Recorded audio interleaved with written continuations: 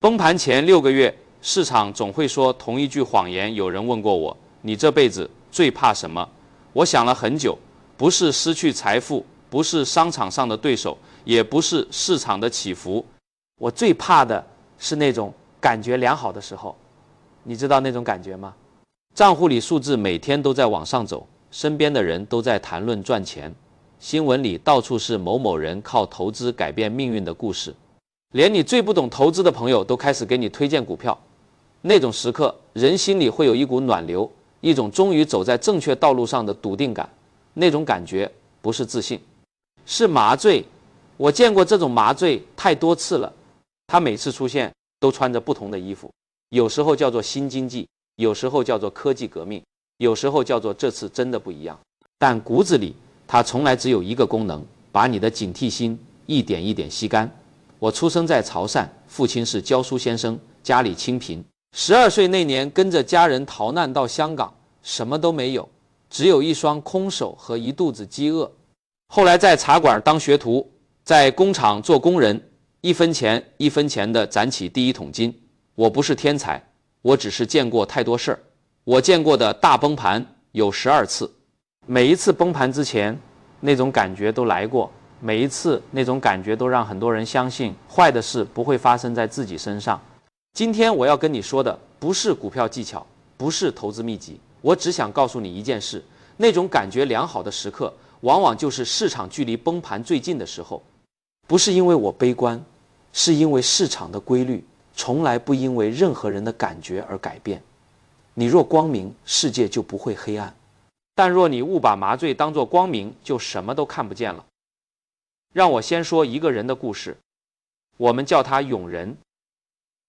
永仁是个认真的投资人，不冲动，不追热点，研究过很多方法，在朋友圈里是那种懂行的人，大家有问题都来找他，他也享受那种被信任的感觉。有一年市场很好，永仁的账户涨了不少，他很高兴，觉得这是多年学习的回报，觉得自己终于走在了正确的道路上。然后那个信号出现了，他的理发师开始问他，某只股票你觉得怎么样？我朋友买了，涨了很多。他的出租车司机说，我最近买了基金，每个月都在赚。邻居说要把全部银行存款拿出来投资，觉得放在银行太可惜。他妈妈打电话来说，有人推荐了一个稳赚不赔的理财产品，问他能不能帮忙看看。永仁听到这些，心里有一点点不安，但他很快压下去了。他告诉自己，这次不一样，这次有基本面支撑，这次我会及时出场，不会像那些不懂的人一样被套住。他不仅没有减仓，还加了一点仓，因为市场还在涨，因为机会还在那里，因为他不想错过最后一段上涨。6个月后，市场崩了，崩得比他想象的快，崩得比他想象的深，崩得让他连反应的时间都没有。那个及时出场的计划，变成了在最糟糕的价格被迫卖出的噩梦。多年积累的收益在几个星期里消失了一大半，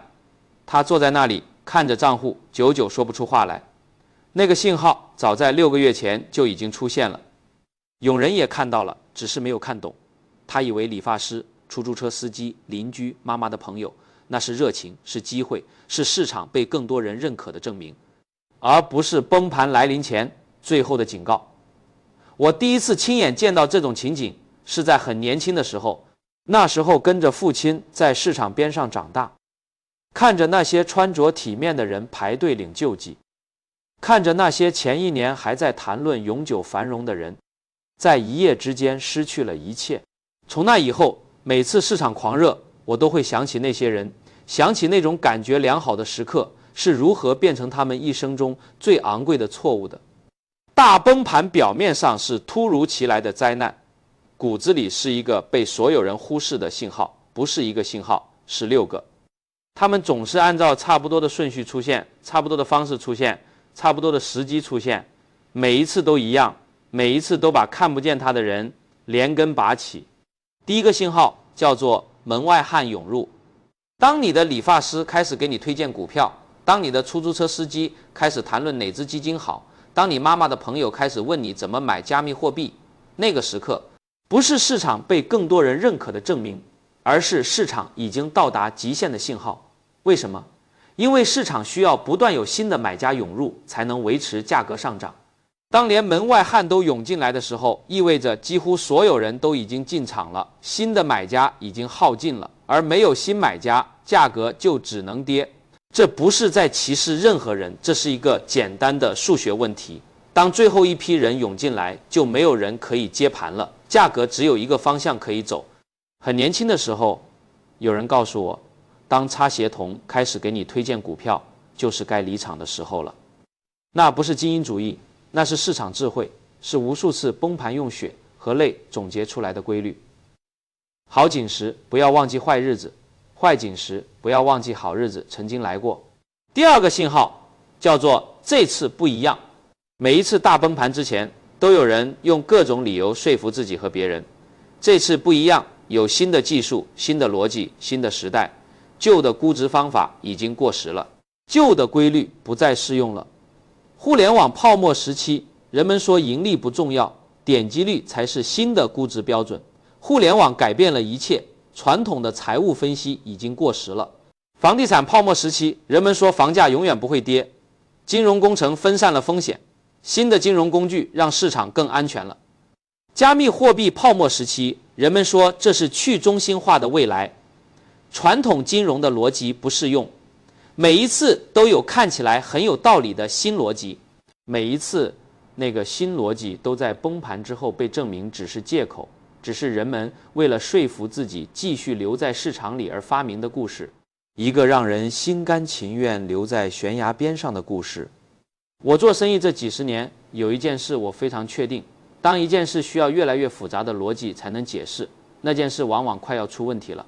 市场也是一样，它越需要复杂的理由来撑价格，就离真正的价值越远，离崩盘越近。第三个信号叫做杠杆失控。在每一次大崩盘之前，杠杆的使用都会达到一个历史高点，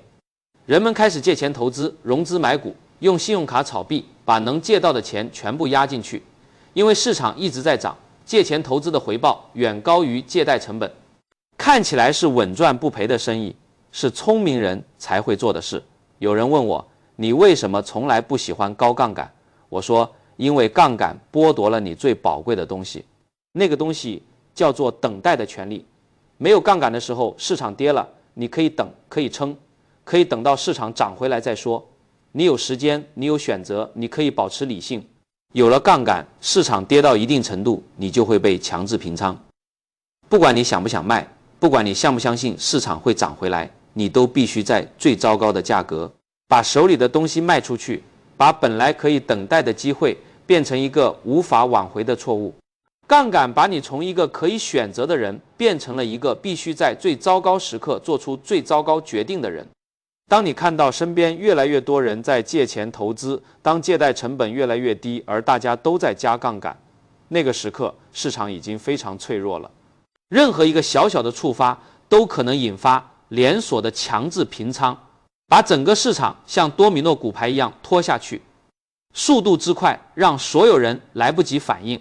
我年轻的时候创业借过钱，但我有一条铁律，永远保证即便生意最坏的情况出现，我也还得上。那不是胆小，那是让我在任何风浪里都能站得稳的底线。第四个信号叫做媒体狂欢。财经媒体的报道是一个非常可靠的反向指标。当财经媒体开始用狂欢的语气报道市场，当到处都是某某人靠投资实现财务自由的故事，当各种节目争相采访那些赚了大钱的人，当投资相关的内容开始占据所有头版，那个时候往往距离崩盘不远了。不是媒体在预测崩盘，而是媒体的报道反映了市场的情绪。当情绪达到极致的乐观，当所有人都相信好日子会永远持续，市场就已经站在悬崖边上了。我记得每一次崩盘前，那些被媒体争相报道的投资明星，崩盘之后大多数都消失了，有些负债累累，有些彻底退出了市场。因为他们的成功建立在一个不断有新买家涌入的市场上，而不是建立在真正的投资能力上。市场一转向，光环就消失了，留下的只有债务和遗憾。有人说，李先生，你太保守了，错过了很多机会。我说，我错过的那些，有些后来证明根本不是机会，只是别人的赌局。我这辈子没有睡不着觉的夜晚，不是因为我赢得够多，是因为我从来没有押上我输不起的东西。第5个信号叫做基本面被抛弃。健康的市场上涨，是因为企业真正赚到了更多的钱，是因为经济真正在增长，是因为那些资产的内在价值真正在提升，价格跟着价值走，这是正常的。但在崩盘之前的那段时间，市场上涨往往和企业的真实盈利脱节，股价涨了很多，但利润只涨了1点，估值越来越贵，但没有人在乎，因为大家都在关注价格而不是价值。因为价格涨了就是赚钱，谁还管价值？当你看到一家公司根本不赚钱，却被市场给出极高的估值；当你听到越来越多人说盈利不重要，重要的是增长用户、市场份额；当传统的估值标准被嘲笑为老派、过时、不懂新经济，那个时候要格外小心。市场最终会回归基本面，不管需要多长时间，不管中间涨了多高。做生意这么多年，我有一个体会：价值是土地，价格是房子。房子可以建得很高，但没有土地，早晚会塌。我投资的时候，永远先问这家公司能不能真正赚钱，不是现在会不会有人买他的股票，而是这门生意5年后、10年后，它会比今天更值钱吗？很多人问我，为什么你能抓住那些大机会？我说，不是我抓住了他们，是我等到了他们。等到了那些价格跌到比价值还低的时刻，然后进去，这不是天才，是纪律。等不了的人永远赚不到那笔钱。第6个信号，也是最难察觉的一个，叫做恐惧消失。市场有一个正常的节律，涨了会有人担心，涨太多了会有人卖出。这种担心和卖出是市场自我调节的方式，是防止泡沫越吹越大的安全阀，是那个让市场不至于走向极端的力量。但在崩盘之前的那段时间，这个安全阀会失效，人们不再担心，不再因为涨太多而卖出，因为每一次他们担心之后，市场都继续涨了。他们慢慢学会了，担心是错的，乐观才是对的，谨慎是懦弱，勇敢才是智慧。当恐惧消失，当市场波动率降到历史低点，当所有人都觉得投资很容易，当没有人在谈论风险，那个时候风险其实从来没有消失过，它只是被集体的乐观情绪藏起来了，等待着一个出发点，把它全部释放出来，以一种让所有人猝不及防的方式。钱是赚不完的，但判断力只有在恐惧还在的时候才是清醒的。我见过太多次了，那种市场太平静了的感觉，那种好像什么都不会出错的感觉，往往就是在崩盘前最后的那段时间里出现的。然后某一天，某一个消息，某一个事件，那个藏起来的风险就全部涌出来了，快得让人来不及反应，快得让那些没有准备的人被连根拔起，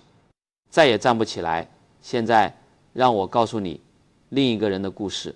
我们叫他志强。志强和永仁在同一个时期投资，面对同样的市场，同样的信号，但他们做出了完全不同的选择。志强看到理发师开始谈股票的时候，没有兴奋，而是皱了眉。他想起了一句话，想起了某段历史，想起了那个关于擦鞋童的故事。他开始慢慢减仓，不是全部卖出，而是把杠杆降下来，把现金比例提高，把那些估值已经明显过高的资产卖掉，把那些他不能完全理解却一直跟着涨的东西清掉。他的朋友问他，你为什么要卖？现在还在涨啊，你不怕错过吗？志强说，我宁可错过最后这一段，也不想被连根拔起。6个月后，市场崩了，志强的账户也缩水了，但他提前减仓的那些已经在高点卖出，而他留下来的那部分，因为没有杠杆，他可以等，可以撑，可以在市场最低点的时候，用他留着的现金买进那些被恐慌性抛售压到历史低点的好资产。他不是因为聪明才全身而退的，他是因为在感觉良好的时候没有让那种感觉把他的判断遮住。这个故事让我想起香港1997年之后的那段日子。我当时已经开始慢慢调整资产布局，不是因为我预测到了亚洲金融风暴的确切时间，而是因为我看到了那些信号，看到了市场的乐观情绪已经走到了一个极端的地方。很多人那时候说我太保守，说我错失了最后的涨势，我笑笑，没有解释太多，因为后来的事解释了一切。我这辈子做生意有一个原则，永远不要赌一个我输不起的结果，不是怕输，是因为一旦输了就再也站不起来，就再也没有机会等到下一次好日子了。很多人以为我保守，其实我只是很清楚什么钱该赚，什么险不能冒。所有人都教你敢于冒险，但没有人告诉你，真正见过大风浪的人从不冒他们输不起的险。那么当你看到这些信号应该怎么办？我不打算给你一个精确的操作指南，因为没有人能预测崩盘的确切时间，包括我能告诉你的是3个原则，3个让你在信号出现的时候不至于被连根拔起的原则。第一个原则，降低杠杆，保留现金。当你看到那些信号，第一件事不是预测崩盘什么时候来，而是确保你有足够的现金和足够低的杠杆，让你在市场下跌的时候不被迫卖出。有子弹在最低点附近买进，现金不是负担，现金是在市场最恐慌的时候让你能够出手的底气，是让你有权利等待，有权利选择，有权利不在最糟糕的时候做出最糟糕决定的东西。那些在崩盘中全身而退甚至赚到钱的人，不是因为他们预测到了崩盘的时间，而是因为他们在崩盘来临之前就已经做好了准备，把杠杆降下来，把现金留够了，让自己有了在别人被迫卖出的时候可以从容选择的权利。做生意就像天气，晴天的时候很少有人愿意想到雨，但我这辈子最重要的习惯之一就是无论天气多好，伞永远放在手边。不是因为我悲观，是因为我知道我没有能力控制天气，我只能控制我有没有带伞，好景时留伞，坏景时撑伞。这是我一生只用了一个策略。第二个原则，感觉良好的时候问自己一个问题。当你感觉良好，当你觉得市场在往好的方向走，当你想要加仓的时候，先问自己一个问题：如果市场明天跌了一半，我能不能撑住？我有没有不用卖出的底气？如果答案是不能，那就说明你现在承担的风险已经超过了你能承受的范围。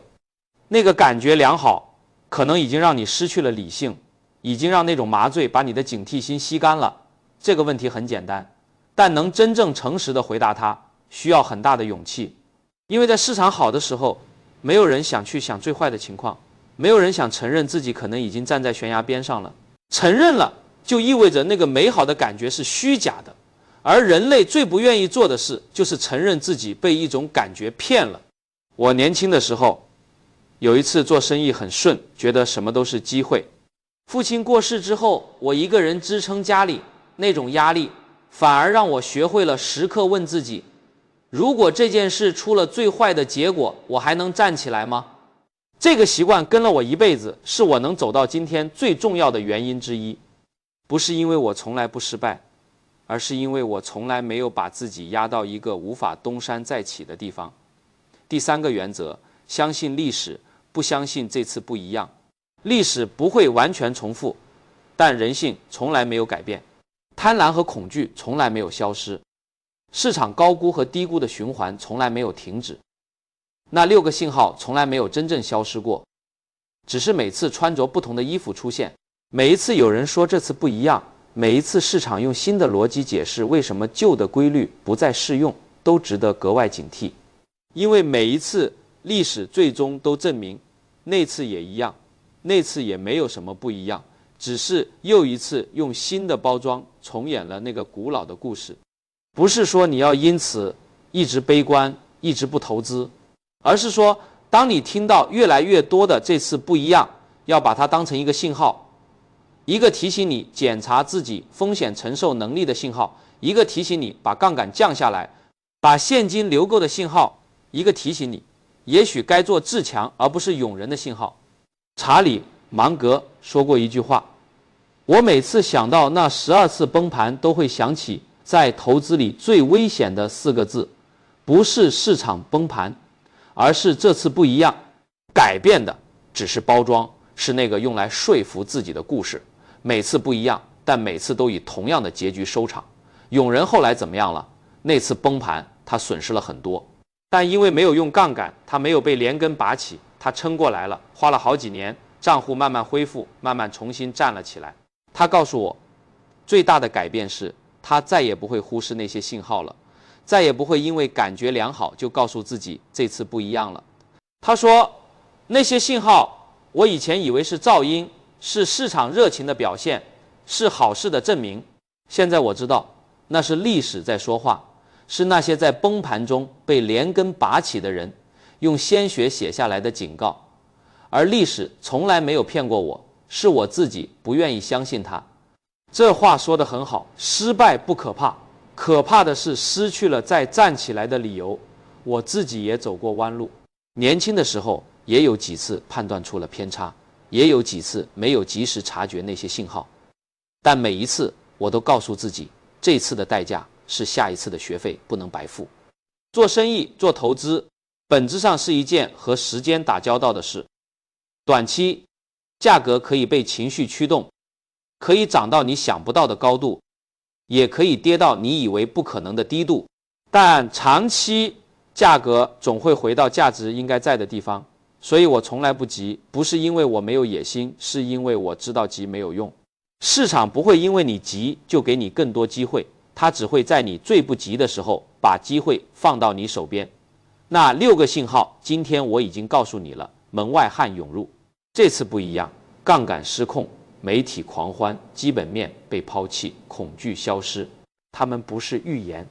他们是历史留下来的路标，是那些被连根拔起的人用最沉重的代价换来的警示。接下来你愿不愿意在感觉良好的时候去看他们，是你的事。钱会来也会走，但那些在市场最热闹的时候冲进去，在市场最冷清的时候被迫卖出的人，那些明明看到了信号却告诉自己这次不一样的人，那些本可以全身而退却被连根拔起的人，很多都再也没有回来。所以下一次当你感觉良好，当你觉得一切都在往好的方向走，只问自己一件事，我是真的看清楚了，还是我只是被那种感觉麻醉了？答案比任何投资技巧都重要。我喝完这杯茶就没有什么要补充的了。